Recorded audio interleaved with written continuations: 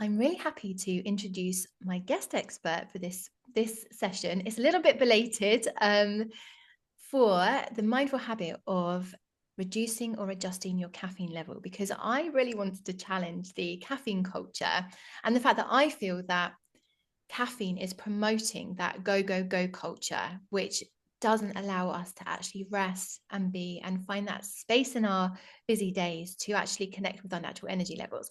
So I'm really happy to have invited Sandrine from Savoir Fayre Nutrition to come and talk to me all about this mindful habit. So a very warm welcome to you. Thank you for being here. And would you like to introduce yourself in a little bit more detail and let us know what you do and why you do it? Because I'm so nosy. I love to know why people do it. Thank you for having me. Delighted to be here. So, like you said, I'm Sandrine, and I'm a nutritional therapist, and I help women, busy mums, feel great from the inside out. So I focus on digestive health primarily and hormone health. And then recently, I've started also focusing on anxiety. Because I find that there's a lot of people that have, experience a lot of stress levels or high stress levels, and food can really, really make a difference. So Yeah, that's what I do. beautiful, beautiful. That sounds very, very valuable work to many, many people, including myself, I think. So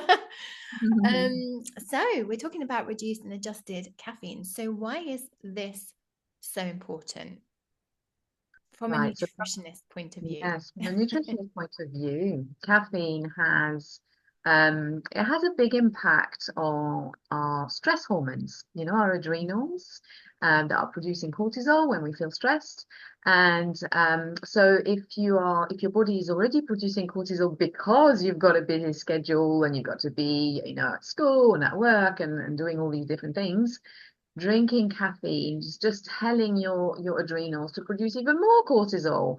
And basically, if we keep doing that, we get to a point where we can reach adrenal burnout, and Yeah. that's when the body just stops responding. So it's a good idea to like you are sharing in your challenge, to be in tune with your body, to actually understand, do I need this caffeine, or could I be doing something else to help Yeah. my body? But mainly from my point of view is the impact it has on hormone health, hormone balance. Yeah, no, that's great because I'd noticed those patterns in myself when I drink caffeine. And yeah, I've noticed that I get into this kind of like negative cycle of and it definitely exacerbates any stress that I have. I mean, years ago I did actually stop drinking coffee completely. Like I would, because I had the shakes. Like we were going through a really stressful time moving house and things. I was like, Mhm. I can't drink it anymore. Mhm. Yeah, So yeah. yeah, That's common. In fact, everyone has a gene related to caffeine and how we process caffeine. And some interesting. people, that particular gene is switched off, so or it's kind of compromised. So some people can tolerate caffeine and will, process it really quickly, and it leaves their body quite quickly. And then others, perhaps like yourself and myself, who get Yeah. the shake, the caffeine stays in the body longer and has more of an impact. So yeah, I used to work for a coffee and tea merchant, Wittard. I don't know if you remember Yeah, Wittard. yeah, I remember, yeah. I used to work for them many, many, many years ago. And I used to drink quite a bit of coffee on delivery days just to Mhm. keep it going, to get the stock out. But I was really shaking quite Yeah. massively by the end of the day. Gosh, yeah. Yeah, that's really, I didn't realize about the gene. Yeah, that's very interesting. Yeah, that does explain a lot actually when you notice people, oh, look, I can drink coffee, last thing at night and I can still sleep. It's like, That's it. okay. That's exactly what Oh, happens to my husband, whose yeah. business is tea and coffee as well, by the way. Oh, And interesting. yeah, and he can drink quite a lot. I mean, it has reduced since I've met him. Yeah. He was really drinking gallons, which I didn't think it was, too good for his body, but he still drinks a decent amount, but it's a little bit more, yeah, measured. Yeah.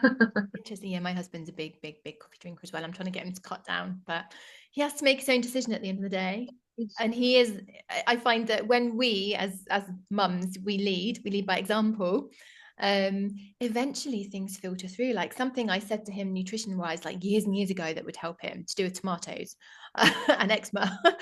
He finally like twigged yesterday and was like, actually, yeah, yeah, I do have noticed that tomatoes don't really agree with me. Oh, well. I was like, okay, right. So Do second year. not give So up.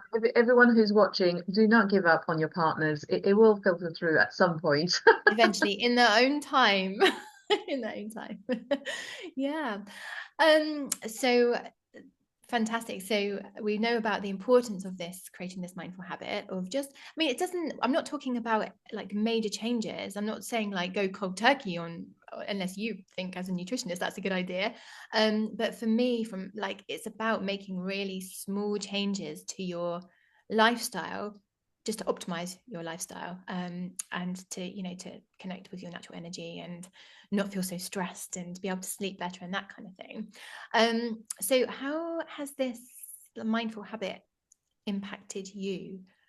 What notices have you and your family noticed? You've obviously talked about your stress at Whittards, and your husband's and everything, but what else have you noticed? Yeah, I mean, the particular time where I decided to cut down or even stop caffeine altogether was when my husband and I were trying to conceive, to have a baby. Okay. Yeah. And I knew that it had an impact on hormones. You know, Mm. like I said, Yeah. basically the way our hormone works, the stress hormone is the priority hormone in the body. So it's a little bit like an ambulance. You know, when you have an emergency, the ambulance gets to where it needs to be. Everyone else needs to get out of the way, and that's what happens with our sex hormones, estrogen and progesterone. They're not really needed for survival. We just need them. Yeah. We've got a cycle, right, every Yeah. month. So that's quite interesting to understand, you know, the priority in the body. That, And so that sorry. I was going to say, sorry, that's really interesting then, because that explains why your libido goes down when you feel overly stressed, doesn't it, as well then? That's Okay. totally connected, totally Yeah. connected. So yeah, so at that time I thought, you know what, I'm going to stop sugar as well Mhm. and caffeine because I knew all these things have an impact on the body. Mhm. And when I was doing the various testing with the NHS, you know, when they test your FSH level and Mhm. you know, because we were considering IVF, and NHS will only maybe it's changed since, but at the time, which was about 10 years ago, you had to have a certain level of FSH level. If it was too high, they wouldn't even consider IVF. But I managed to reduce that number by Wow, reducing caffeine and sugar, which for me was like a miracle, you that's know, the fact amazing. that numbers actually changed. So you can see how, you know, the impact it has. And Yeah. also I was working in the corporate world, pretty stressed, and that's years after Witards.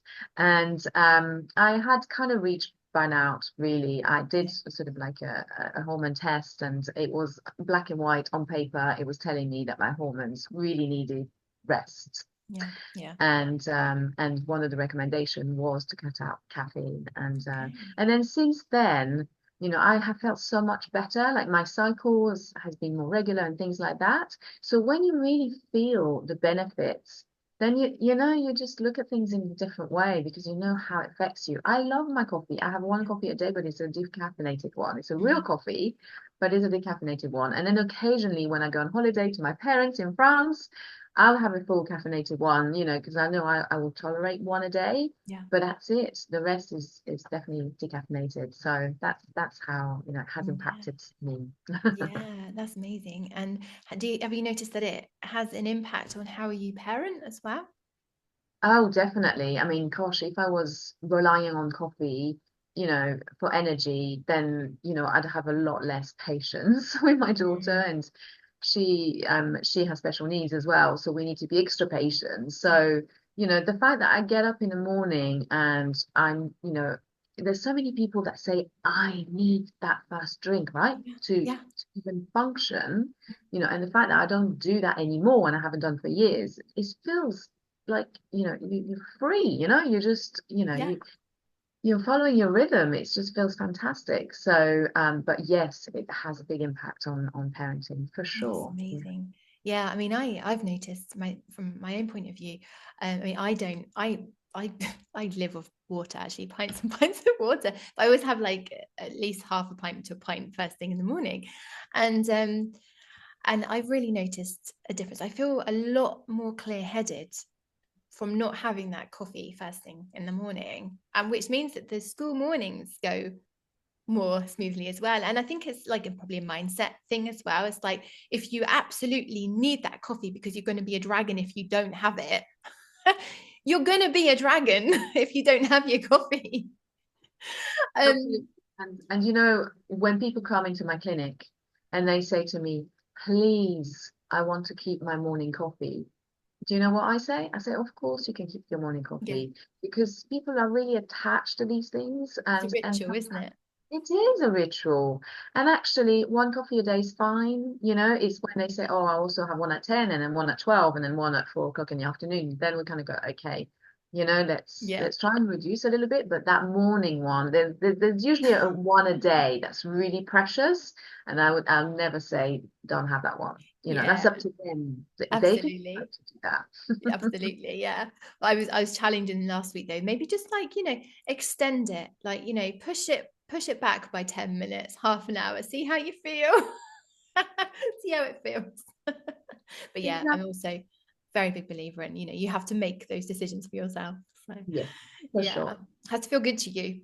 And if, Exactly. And you know, I was hearing my husband the other day saying it, you know, say, oh, that morning coffee is just so special. And it's yeah. like, great. If it makes you happy, then surely why would we want to remove it, right? So it's Yeah, just understanding how it affects you, you know? absolutely. Yeah. Again, being in tune with your body, your Yeah. needs, your natural energy, all of that. So amazing. And what are the challenges then that busy working mums face when trying to adjust the caffeine levels, reduce them, adjust them, whatever? Mm. Well, I guess the first, you know, I mean, we talked about habits and rituals. So Mm, changing those is very, very difficult, yeah, obviously. And then there's kind of the side effects of this. When you start reducing caffeine, you might feel a bit worse before you feel better, yeah, right? yeah, That's not uncommon, right? To feel headaches and, you know, to feel like you're missing something. So reducing slowly is definitely recommended so that your yeah, body adjusts to that change.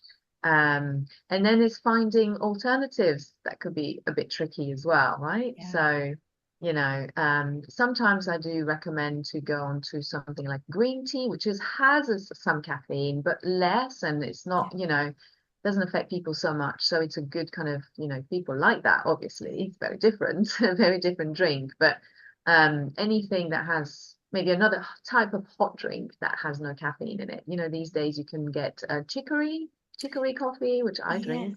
I Uh, like that. Yeah. yeah, it's really nice. It's actually beneficial for the Mm, body, and it has no caffeine. Um, and yeah, so or barley is another alternative as well. So that could be a good idea, but just to reduce slowly. You know, if you have 4 coffees a day, start with maybe 2 a day, see how that go, you know, and then yeah, take it from there. yeah. And I think the thing is like the challenge is that we run on tiredness. We're just fatigued all the time, and then we just feel like we need that pick me up. Indeed. But Yes. And yeah, quite often with coffee comes something to have with the coffee, right? So, and that something is usually sugary, right? that's true actually. Yes, yeah, yeah. Coffee and a Kit Kat. I do. I'm rather a fan of a chunky Kit Kat at the moment. There you go. Well, you see, I used to be a Kit Kat girl, but I had to knock it on the head as well because my blood sugar was like this, you know, and I used to Yeah, faint and do all sorts of things that were not good for my body. So, yeah, that I find that these two go hand in hand, don't they? that's So true. we'll Yeah, yeah. start And then you get readjusting. the caffeine and the sugar crash together. There we go. And then you turn into the dragon. Oh, that's But good. the good news is the body can adapt, you know, Yeah, it is, if you give it what it needs, it can do some great things, you know. it Sometimes we is. don't trust Yeah, our bodies, but we should. yeah, yeah. And again, natural rhythms. Indeed. I just Indeed. there's definitely a big theme coming out here, isn't there? Yeah. Natural rhythms. And I know you've got some tips, 3 tips for our listeners today. Three nutrition tips for busy working mums to boost your energy naturally without caffeine. So would you like to share those, please? Indeed, and So it brilliant. follows really nicely what we've just been talking about, because my first tip would be to eat regularly and to really not skip lunch, which is something that, when you're a busy mum, you've only got so many hours in the day, right, to do whatever you need to do, whether it's work or your, whatever your activities. And it's very tempting to just keep working through and kind of go, oh, I'll eat with the kids later, kind of thing. Mm. But actually, if you do have lunch and a proper lunch, that will fill you up. Then you're less likely to need that pick me up later, whether it's a caffeinated drink or a sugary, snack or, yeah. Tip number one would be to really reconsider lunch and really make it, Brilliant. you know, something very important for you. And how about breakfast? What are your thoughts around skipping breakfast? Because I know a lot of my clients skip breakfast. Yeah, yeah. Basically, there's lots and lots of talks around intermittent fasting, when you Mm. basically allow your body to, to rest and repair itself. And that happens when there's nothing in our digestive system. Yeah. So, not eating for a nice, window is a good idea for some people. It's Mm. not recommended for people who are taking certain medications. You need to check with your doctor. Yeah. But actually, delaying that first meal of the day is not a bad idea. If it Mm. works for you, if you find that gives you clarity and you can do things, and then you eat when you're hungry, Yeah. that's absolutely fine. But when people do that, I think another thing to consider is what is that first meal of the day? So, perhaps, I don't know, on a normal day, you may have some, porridge or yogurt with fruit Yeah. or nuts or that kind of thing. If you're delaying that first meal, you really need to make it a substantial meal Yeah. that's gonna, a savory meal, I would say, maybe eggs and, so that you have enough energy for later. Yeah. But I'm not against it. I think it's about reconnecting with the body, and eating when we're hungry is a good thing, as opposed to eating because we have to, it's 7 o'clock and it says we have Yeah. to have Yeah. breakfast. I'm always starving when I wake up in the morning. I'm one of these people. I can't skip breakfast. I just. But yeah, that's really interesting to hear your thoughts on that. Thank you. Mhm. And yes, so tip number two. Yeah, so tip number two would be to basically look at the colors in your plate, because all these different lovely plant foods that we need to eat a little bit more of have lots of vitamins and nutrients. And I meet a lot of ladies in my clinics that are so deficient because Mm. they're not eating enough, basically. So a nice guide, is to just have at least 3 or 4 colors on your plate. It could be 2 or 3 veg and then one piece of fruit, but just in colors, because that equals vitamins and minerals. Lovely, lovely, and I'll give you a nice energy boost. Absolutely, that's the whole point. Yeah. Exactly, yeah. And number three, then. And number three, what did I say? Sorry, it skipped my mind. Oh yes, Carbs. don't be scared of carbohydrates. Yes, because again, if you're working with, say, new moms that are maybe, trying to watch their weight and, trying to lose baby weight, or just trying to, feel a little bit better in themselves, it's quite easy to kind of think, I'll cut out a food group, and then hopefully that's going to help me.